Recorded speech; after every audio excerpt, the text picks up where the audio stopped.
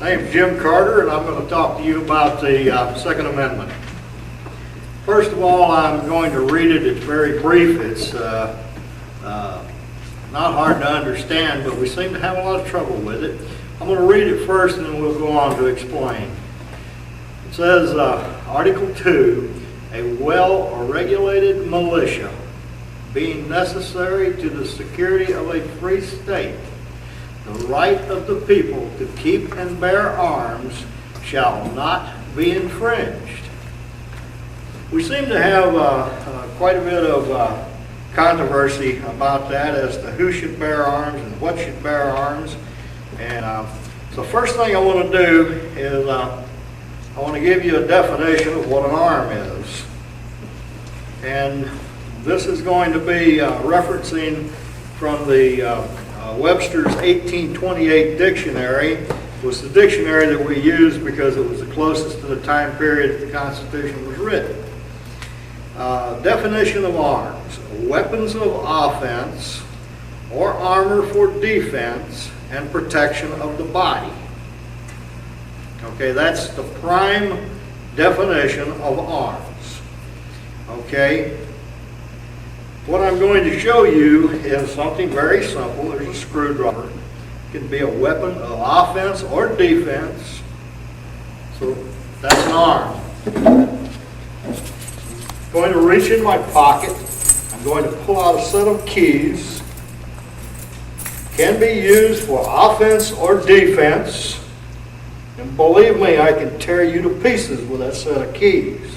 I can put eyes out and I can make you very bloody. That's an arm.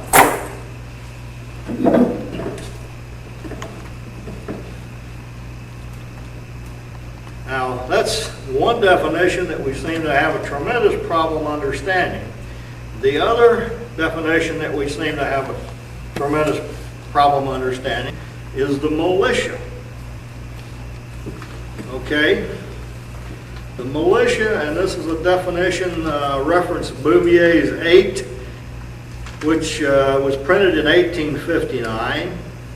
It says that the militia is a military force of the nation consisting of citizens called forth to execute the laws of the Union, suppress insurrection, and repel invasion.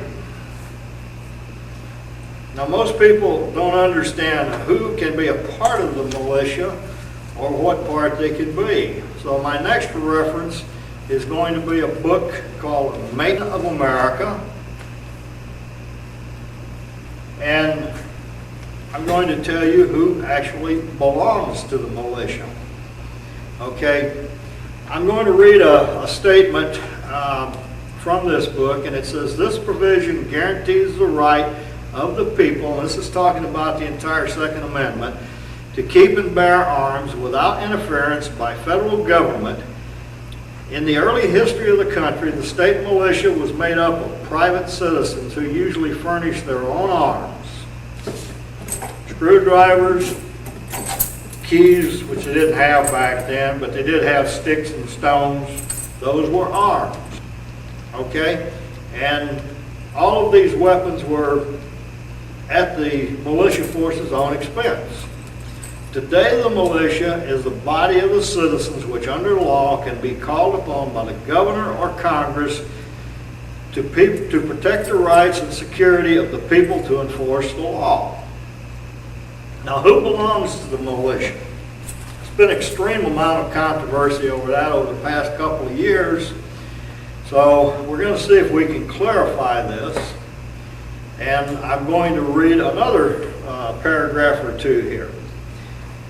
Many Americans do not even realize that they belong to the militia of their state. They confuse their state militia with the National Guard, which is a specialized reserve corps in each state trained at federal expense for immediate service. Okay, under Title 10, Section 311A of the U.S. Code, the militia of each state includes all able-bodied males at least 17 years of age and under 45 years of age who are or have made a declaration of intent to become citizens. Now, Title 10, Section 311B takes that one step farther. People like myself that have prior military service, we have been extended to age 65. I guess that's one of the thanks we get for putting our life on the line the first time.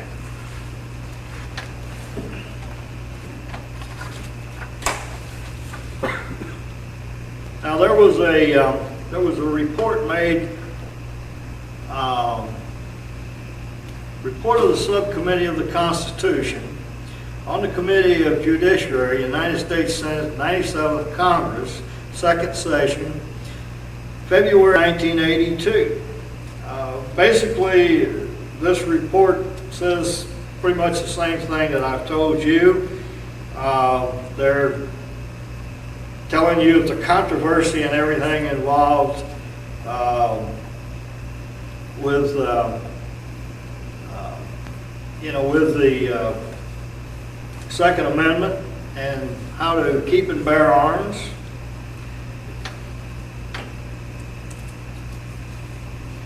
I didn't misplace one of my notes.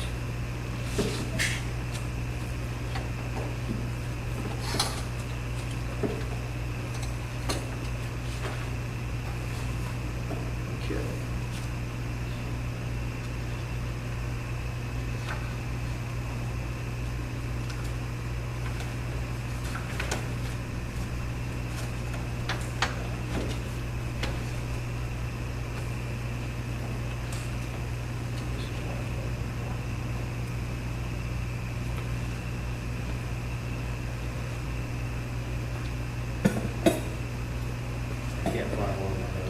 Yeah, Jim, I got a question. Let's do a question, and I'll see if I can find I it. believe in that one paper you have on that subcommittee and everything. Yes. One of the questions they were talking about was that 1968 Gun Control Act Yes. and everything. Didn't they figure that that was kind of like an unconstitutional type action?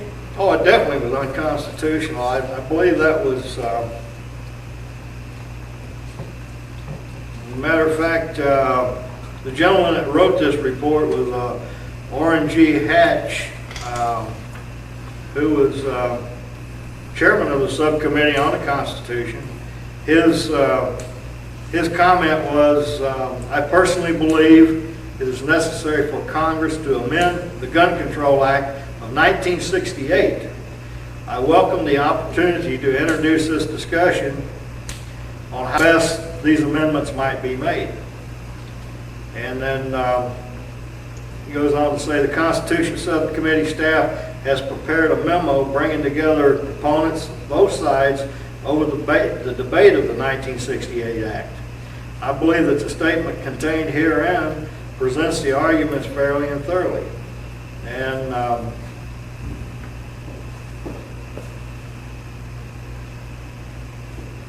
I've heard the rumor, which I have not been able to verify, that that wording of the 1968 Gun Control Act is the exact same wording of the 1934 Gun Control Act of Hitler. oh, yes, as a matter of fact, that's exactly what I was looking for, was in some of my notes, where it's basically is a summary of the Communist manifesto. But yes, what you're saying about the Gun Control Act, I've done some research on that, and I did have a very well prepared portfolio laid out on this. But let me read to you one of the things here. And I believe it talks about taking arms. And I don't want to get off base here, but this is a summary of the Communist Manifesto. It says the Communist Manifesto represents a misguided philosophy which teaches the citizens to give up their rights for the sake of a common good, but it always ends in a police state. This is called preventive justice. Control is the key concept. Okay, the abolition of private property, a heavy progressive income tax, the abolishment of the rights of inheritance, confiscation of property of all immigrants and rebels, a central bank system,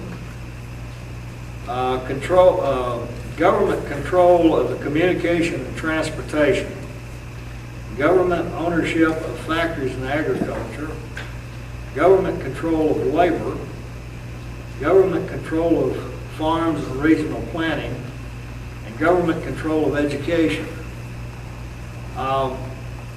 The only thing I didn't see in there that I thought was there was confiscation of arms, and that I apologize, but I think everyone needs to know the summary of the Communist Manifesto anyway.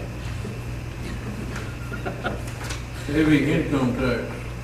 That's Did you say that? yeah, that's part of the summary of the Communist that's part of it. Manifesto.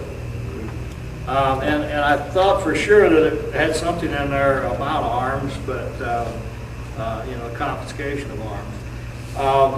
One other thing that we have in our notes here is, first of all, the U.S. Constitution is something that primarily is dealing with the states. It has little to do with us. What we have to look at and go back to our state constitutions. And I'm going to not dwell on the state constitution very much here, but I'm going to read you a piece that says the Texas Supreme Court stated emphatically that the Texans' right to bear arms is above the state's governmental legislative powers. The right of a citizen to bear arms in lawful defense of himself or the state is absolute. He does not derive it from the state government, but directly from the sovereign convention of the people that framed the state government. It is one of the high powers delegated directly to the citizen and is expected out of general powers of government. A law cannot be passed to infringe upon or impair it because it is above the law and independent of lawmaking power. This was by Justin O&M Roberts in Cochran versus the State, 24 Texas, 394 at 4402. Don't take my word for it, go look it up. You have the case cited. So, very good. That's okay. Okay, Dr. Austin has given me Article 1, Section 23 of the Texas State Constitution, which says, every citizen shall have the right to keep and bear arms, which means wear also, in the lawful defense of himself or the state, but the legislative shall have the power by law to regulate the wearing of arms with a view to prevent crime. My interpretation, with a view to prevent crime, means that I need to strap mine on so people can see it, and that'll prevent crime. Now, I don't know, maybe I'm wrong.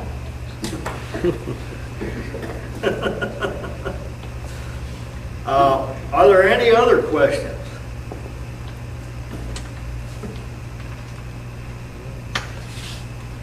Why do you think, Jim, why do you think they want those guns so bad? They've been trying all my life to get the guns. Why do they want it so bad? Yeah, it was just like Ken said earlier that back in the 30s when Germany's guns were confiscated, that's basically how they did it. They used the same ploy as they used in '68 to gradually start taking away the guns, but evidently the Germans were asleep at the wheel worse than we are, because theirs were taken away considerably quicker.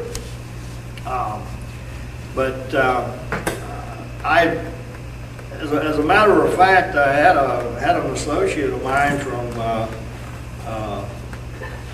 from Germany back, about 6 months ago, and we were sitting around discussing firearms and guns, and we happened to be at another associate of mine's residence, and so this gentleman started showing off some of his weaponry. And of course, this guy had spent 23 years in Special Forces, so he had quite a collection of weaponry. The gentleman from Germany couldn't understand it. He never fired a gun in his life. I started telling him how many different German-made firearms that I had in my collection, and he couldn't believe it. But it was, it was quite amazing. This gentleman never understood, why their guns were taken away from them. And this is because of the progression of doing something, and then later on, you find out that if you'd have done something 20 years ago, then you wouldn't have the problem that we have today.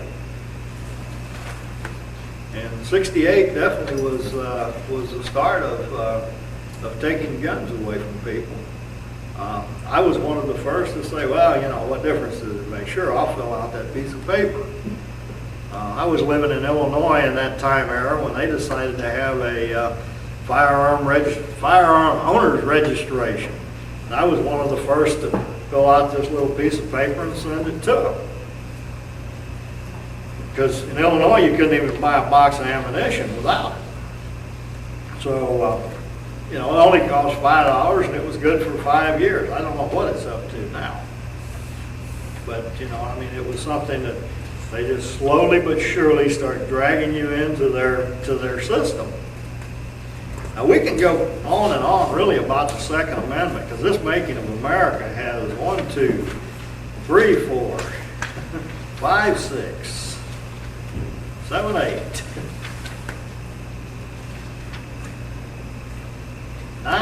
9 pages dealing with the Second Amendment. So it's not a subject to take lightly. So, it goes on to give you some of the subjects they go into, and of course I only read a few paragraphs out of the book, but we've already read about who belongs to the militia. It talks about an armed citizen, the threat of political disarmament goes into that. What about gun control to curb crime? It even repeats this Senator Orrin Hatch's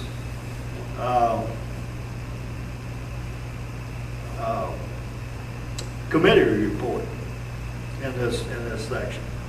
It says here, should firearms be restricted to the militia or the National Guard? Gives a history of the right to keep and bear arms. English history of the right to bear arms. Now, the history of the right to keep and bear arms goes back into the 800 A.D., 872 to be exact.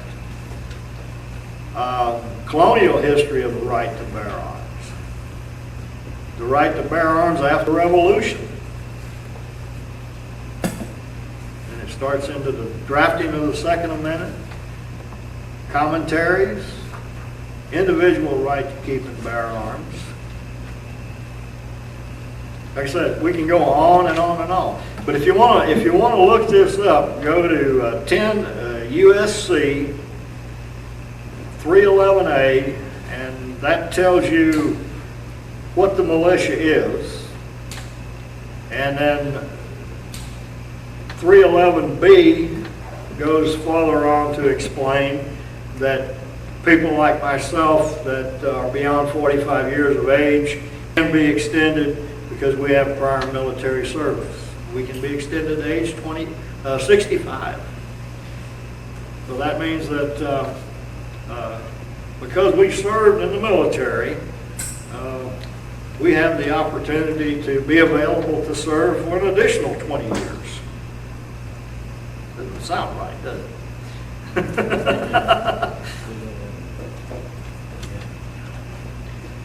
Any more questions, or can we wrap it up?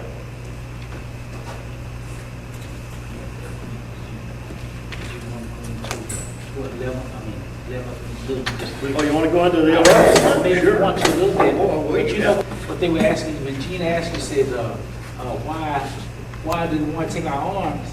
Yeah. I think you must remember, you know, think about this. Yep. If we had had guns, we would have never been enslaved. That's for sure. Yeah, So when, think about that. yeah, when Gene asked me to talk about this, I told him, I said, well, you know, I'll do the Second Amendment because, boy, I've got a beautiful layout and everything to do the Second Amendment. He said, no, I want you to do the 11th. So I took a look at the 11th, and by golly, they did it to us again over there. So let me.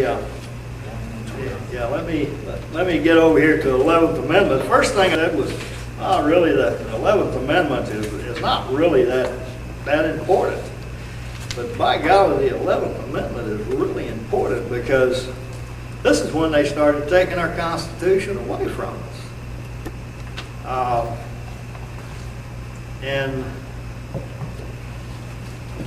so what I'm going to do here is I'm going to read the 11th Amendment, and then we're going to talk about it just a minute. The judicial power of the United States shall not be construed to extend to any suit in law or equity, commenced or prosecuted against one of the United States by a citizen of another state, or by citizens or subject of any foreign state. Now that requires a little bit of interpretation because it's not real clear. So I'm going to go to Making of America, and we're going to. You said that one state can sue another state. Well, The now, federal government can sue any state. yeah, basically what it's saying is that if I have been wronged as a citizen, that I have to ask my government. In other words, if my government has wronged me, You have to ask. then I have to ask my government, can I sue you to right this wrong? There's something wrong with that. I just don't quite understand it. I believe maybe that's when they started taking our rights away from us, was when they started. Well, they saw they could get away with it, so Right. they kept on. And, okay, so anyway, Making of America, it's a real short, it's a real brief piece, so I'm going to read the entire piece, and it'll clarify it maybe a little bit better than I can.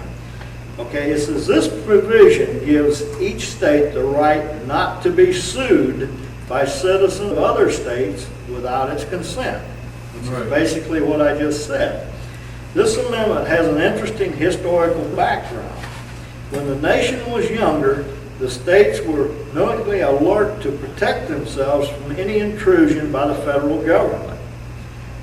Under the principle of dual sovereignty, the states maintained that they should decide whether or not they would allow themselves to be sued, just as the United States can be sued only with its consent.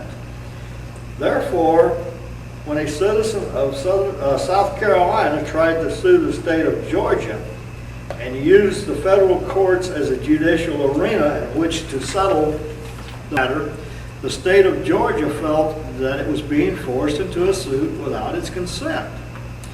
All of the states were very nervous about the situation because many of them were under the heavy financial embarrassments following the ravages of inflation, the post-revolutionary period, and many of them were deeply in debt.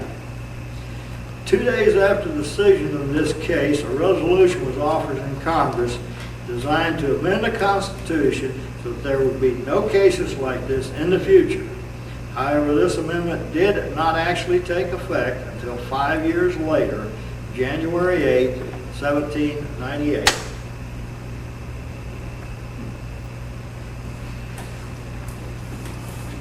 Is there any discussion on this? Or do I need your permission to sue you?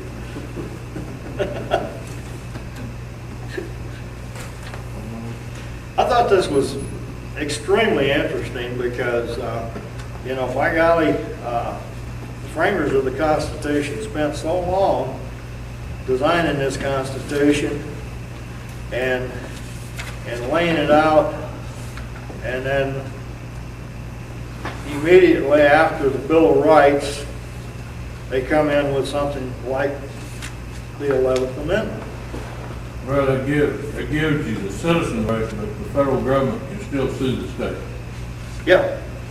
It gives no authority to break on the rules that the federal government has to accept it. You know, if the state refuses anything, the state cannot refuse when the federal government is underneath the 11th Amendment.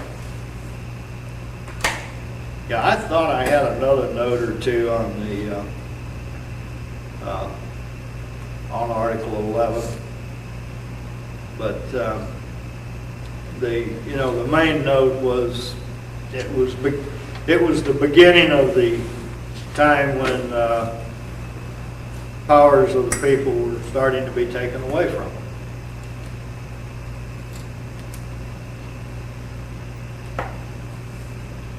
Any more questions?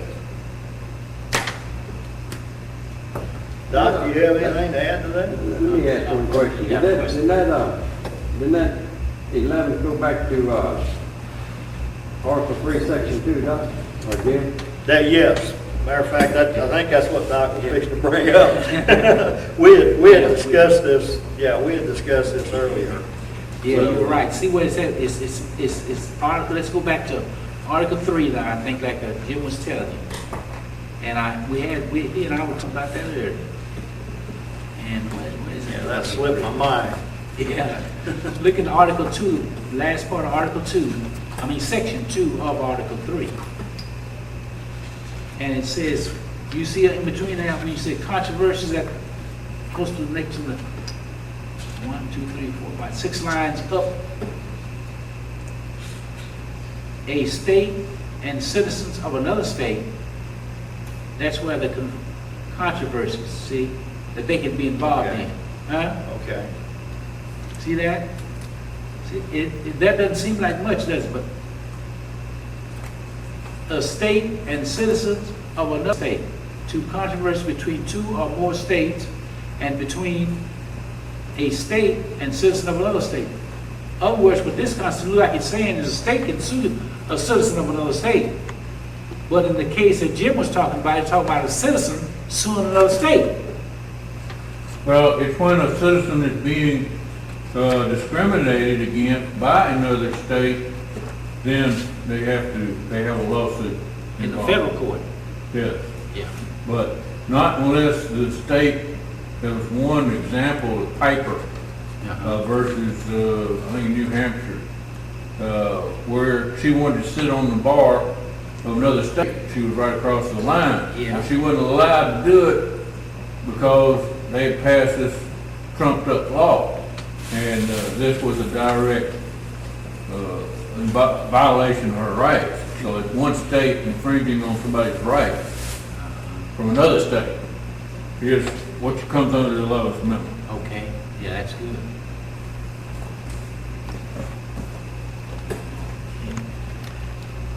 And then the other thing? That was another great change, wasn't it, Jim? And the 12th? Look at that 12th. Okay. They look- Oh, yeah, that's right, yeah. It is quite a change on this 12th Amendment. And I'm gonna read out of Making of America. This is from the 12th. The electors voting for the president and the vice president shall meet in their respective states and shall vote on one ballot for president and on a separate ballot for vice president. They shall then send a signed certified list of the outcome to the balloting to the president of the Senate. And basically what this did, this provision gave the electors the right to vote for the president and the vice president separately. Now originally, the one with the most votes was president, the one with the second most votes was vice president. That's the way it was originally laid out, which makes good sense to me.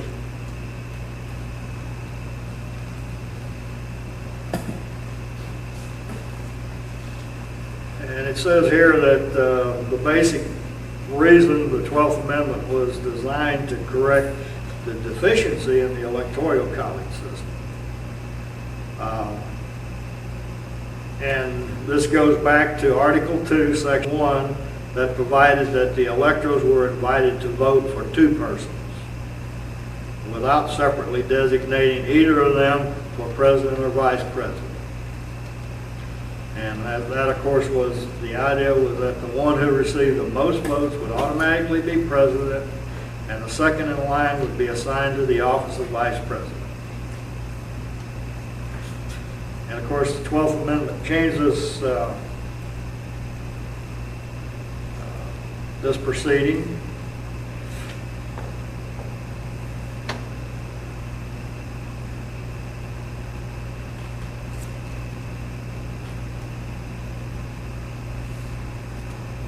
Did it? Yes, question? Didn't it go ahead and put a spin, Jim, on that Article 2, Section 1 you just talking about?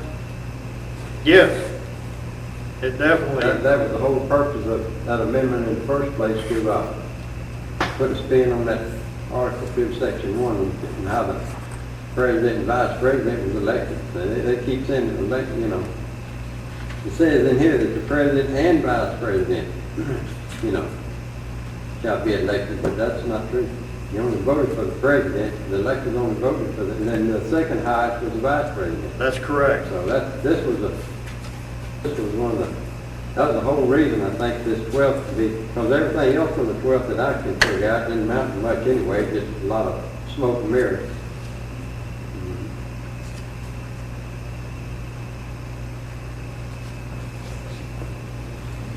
You want a minute? No. Okay. Question? I mean, when I read this, it seems like to me that, you know, you have a group of people that wants to be president, and then you have a group of people that wants to be vice president. And then the greatest number gets to be president is president, the greatest number votes for vice president gets to be vice president. Am I reading this wrong? Because it says, you know, the person having the greatest number of votes as vice president will be vice president. Say 12. On 12. Okay, that's in 12. Okay, let's go ahead and read it because it's not that long. It says, Article 12, the electors shall meet in their respective states and vote by ballot for president and vice president, one of whom at least shall not be an inhabitant of the same state with themselves. They shall name in their ballots the persons voted for as president, and in distinct ballots the persons voted for as vice presidents. And they shall make distinct lists of all persons voted for as presidents and of all persons voted for as vice president. And the number of votes for each, which list shall sign and certify, transmit sealed to the seat of the government of the United States, directly to the President of the Senate. We want to continue reading or try to clarify that? Well, let's see if we can clarify. What it's doing, it's not changed. This is what we call a sleight of hands. What we're doing, they're trying to change things on us, so it doesn't seem so radical. As we go through these amendments, we're going to find at least 80% of the remaining amendments going to be something pertaining to that president. Now, something's going on that I don't understand yet. What kind of strange thing that we're going to find out that they keep messing with this president?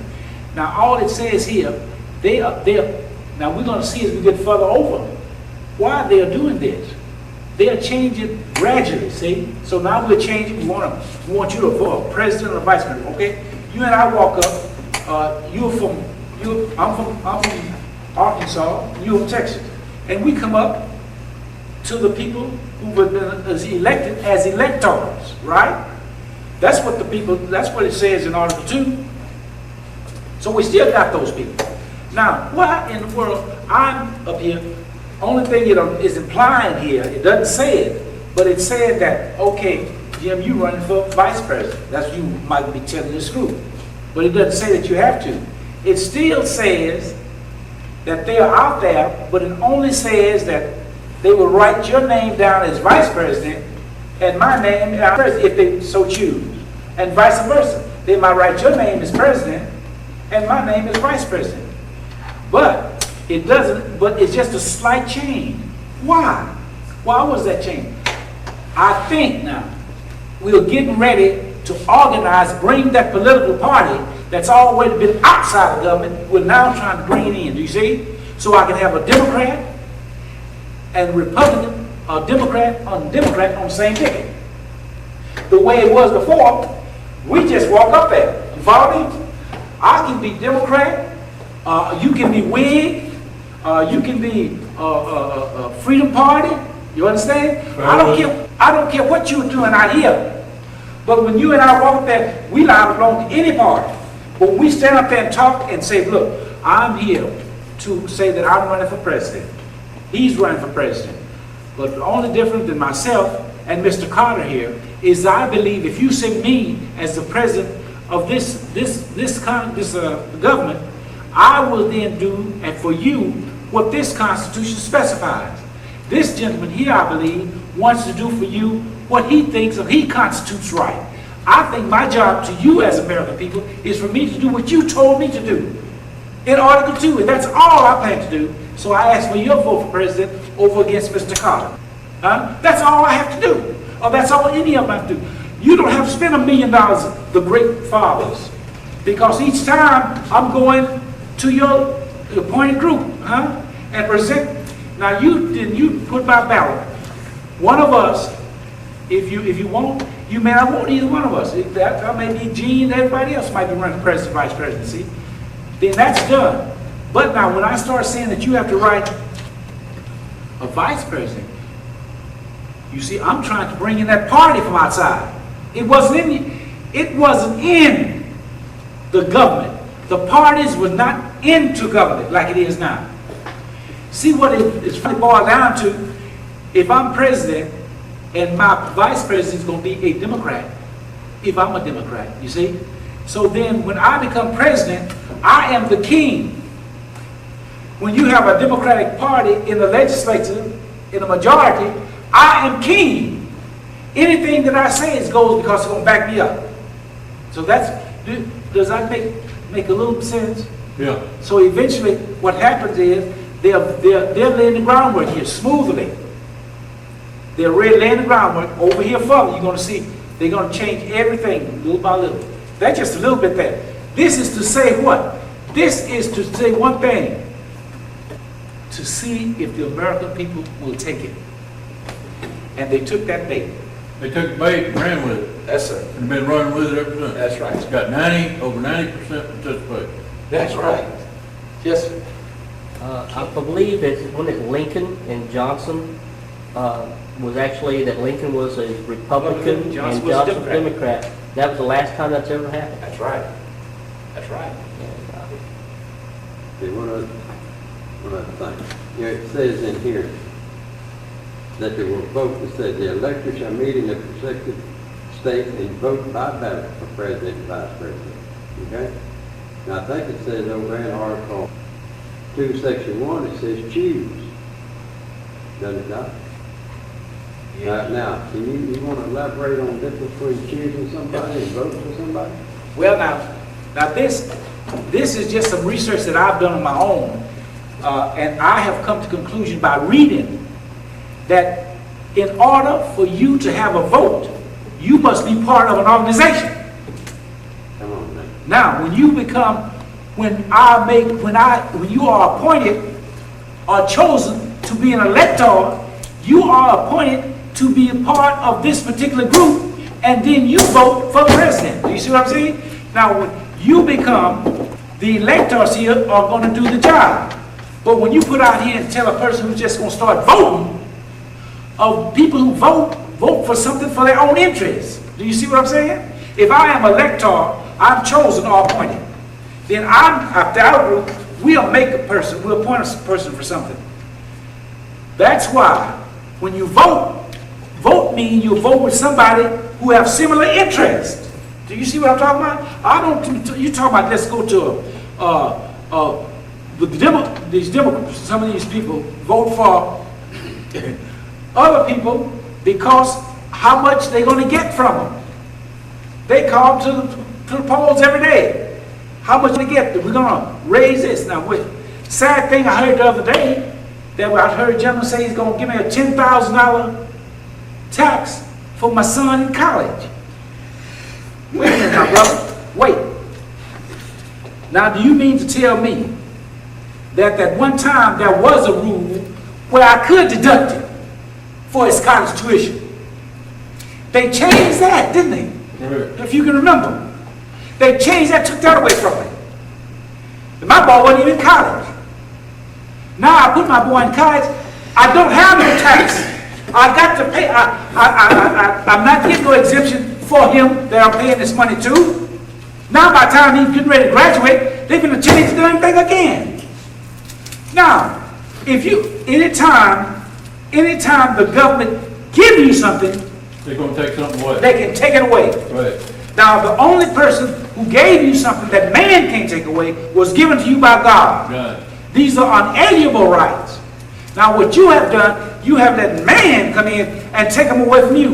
A man and a government that you created, that only happens in the show of Frankenstein, where the creature come in and take over the leadership of man, his creator. Right. And it's a crying shame that the people don't wake up. But I don't think they want to be leaders. Go on, Jim. You're doing good. Too many people want to be followers, and not anybody wants to be a real leader in this country anymore, because the pains it encompasses trying to make the turnaround, and then it don't look like it's going to turn around. Now, it doesn't look like it. I think something, man have lost something. Yeah. Man has lost something. You know, it reminds me, and I keep saying it over and over, man can't lead. You see, God gave him this land to try to find a land for him, he and she, to be leaders and make laws for themselves, that they can respect their fellow man without having to get mad and do all these things that harm this gentleman. I am supposed to have that from the gospel teaching that was in the Holy Bible. Right. Now, so here I am, I'm making a land for you to carry out my orders. And when you get here, or when you were on your way, before Moses come down, you building a cow for you. You got to have somebody lead you. This is just an experiment. Every nation in this world hated America because America was throwing everything out of pocket.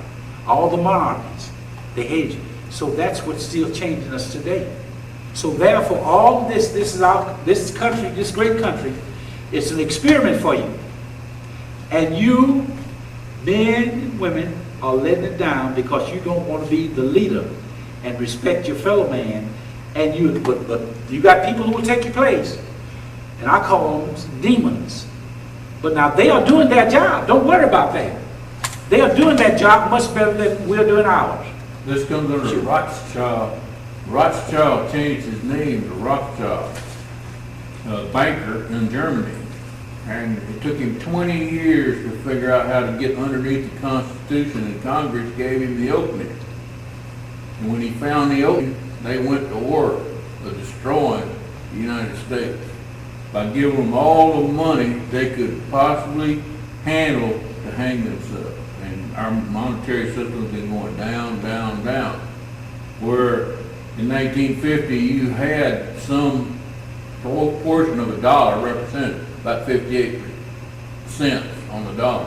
Now you have minus zero on the dollar.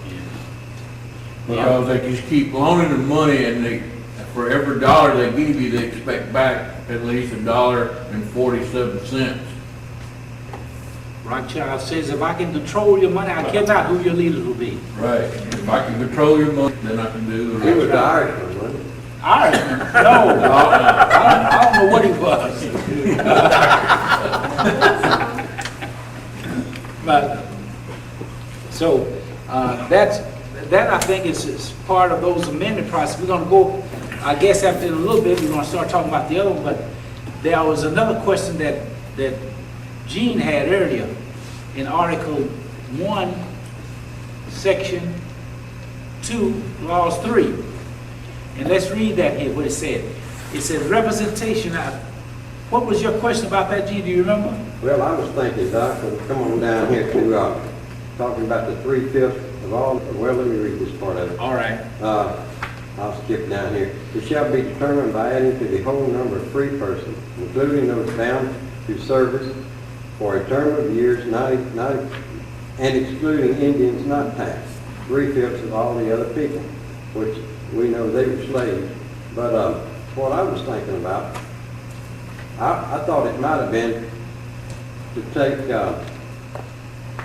well, it couldn't have been, though, because this was written back. I thought it might have been take some of the power away from the South. This was written before the Civil War, so I was wrong. I got to think about it. Yeah, that particular clause, Gene, was rendered obsolete by the 13th Amendment and superseded by the 14th.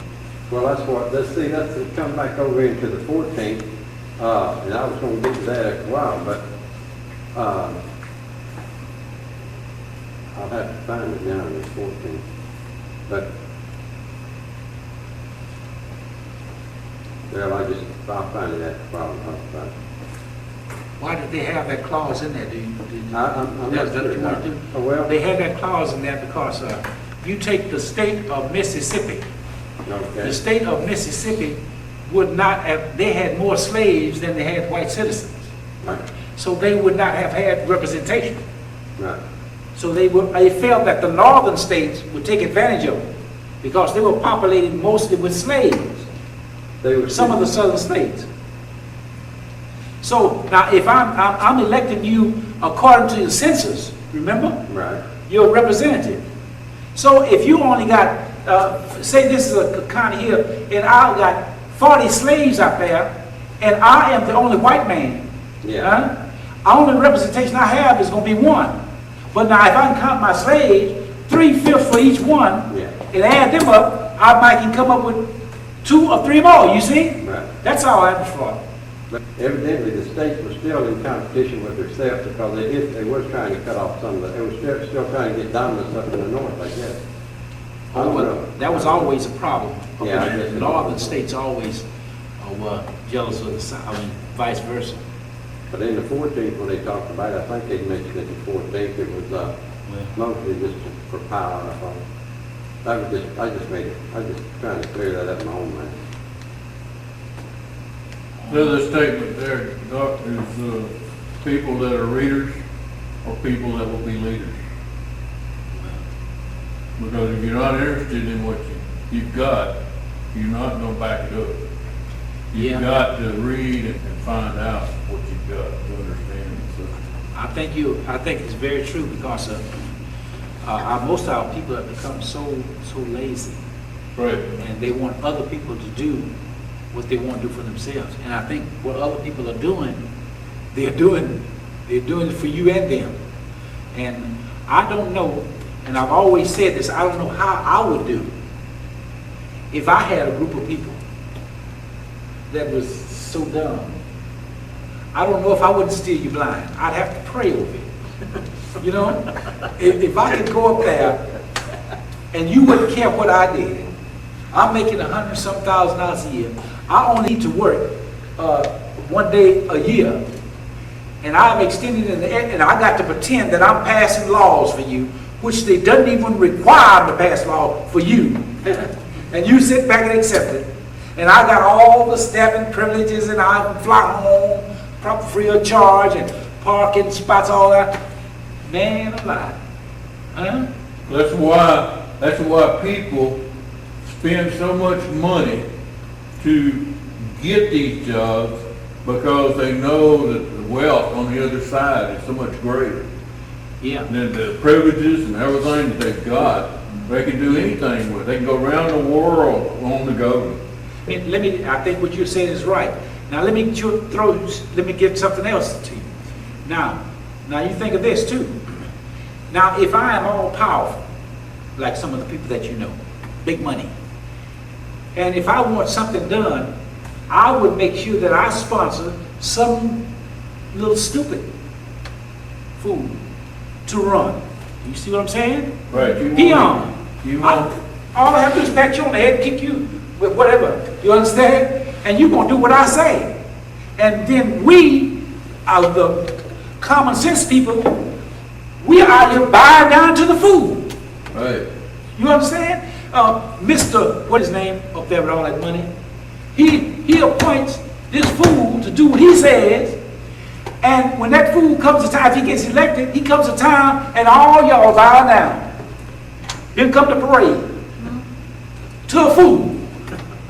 Isn't that sad? So that's a dictator, how a dictator actually gains power. Because he starts convincing the people, and before long, he's got them bowing to him. And who's the fool? Yeah. Not him, it's the one doing the bowing that's the fool. That's right. See, That's they're right. supposed to be servants, aren't they? That's what they're supposed to be, you see. But the best thing in the world to ever do is to convince a slave that he's free, and he won't wrestle against the chains around his leg. Yeah. So that's what's happening.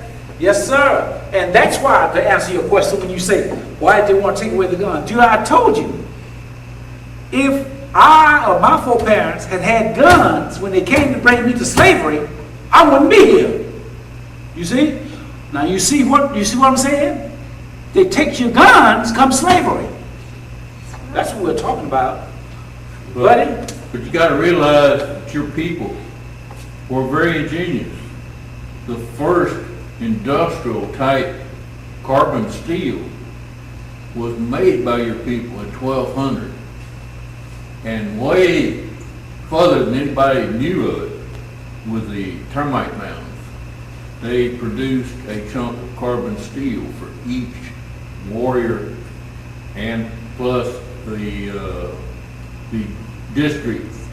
I forget what they called him, but he was over a certain district in Africa. And this was way before any civilization. Y'all produced a carbon steel that didn't come for hundreds of years into mass production with technology that was way ahead of its time. Okay. That's great. That's great. Now, another point on slavery was, it was not uncommon for black people to be slave owners also. Yeah. Yeah, it was both sides operating. Right. It was the rich blacks, the rich browns, the rich whites. It was everybody trying to get something for nothing. Yeah. Yeah, so I mean, it's not a situation where, it was just white, white people owning black Yeah. slaves. Black people own black slaves also. Right. I didn't want you to bring that up, put a bad note on my family. There you go.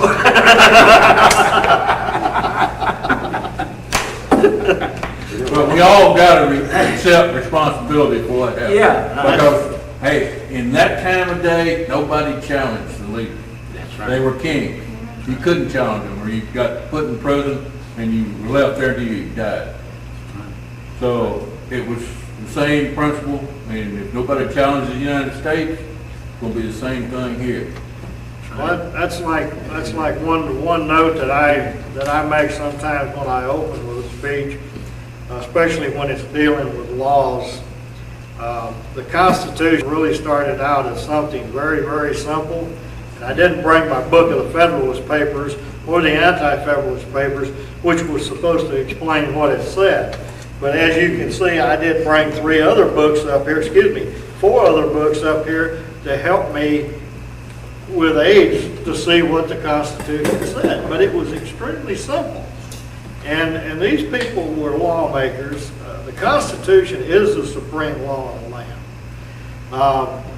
I tell people one other thing. I tell them I read this piece one time that there's 124 million laws on the books, plus. 10,000 a day.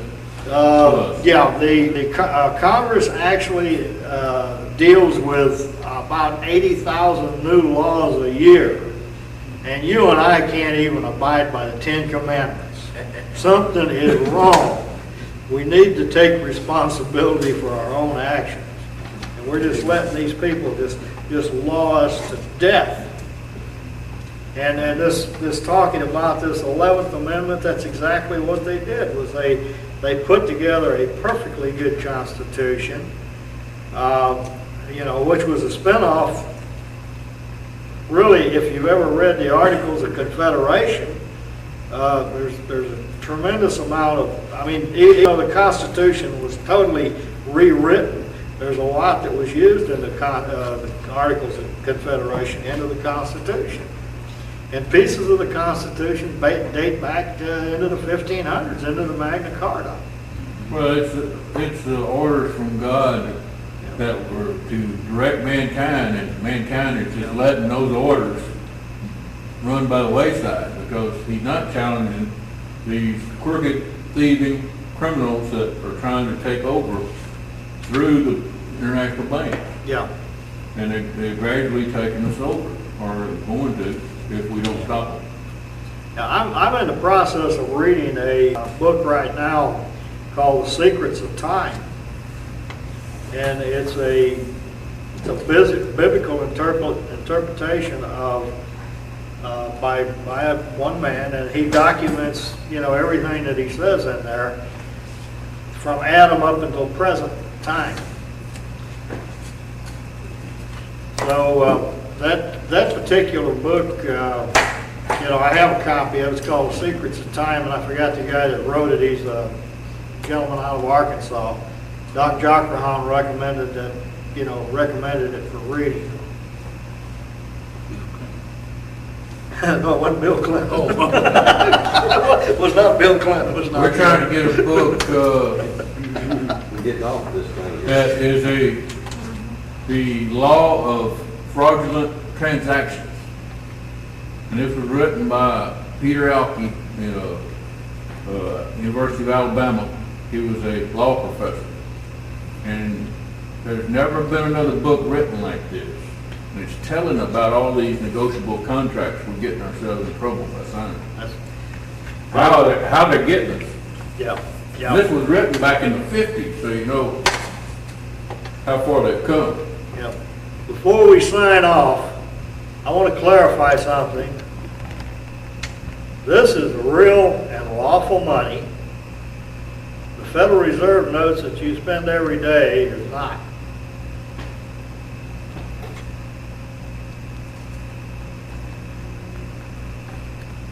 We were talking about money, and I happen to think I carry this along when people, ask how I'm going to pay for something. And quite often I'll say, well, do you take Federal Reserve notes? And most of the people that you're dealing with, they go, well, no, we take American Express, MasterCard, and Visa, but not them Federal Reserve notes. Well, okay. I guess that will bring kind of close. Jimmy will get ready for the next session. We'll start on Article 13 with Mr. Gene.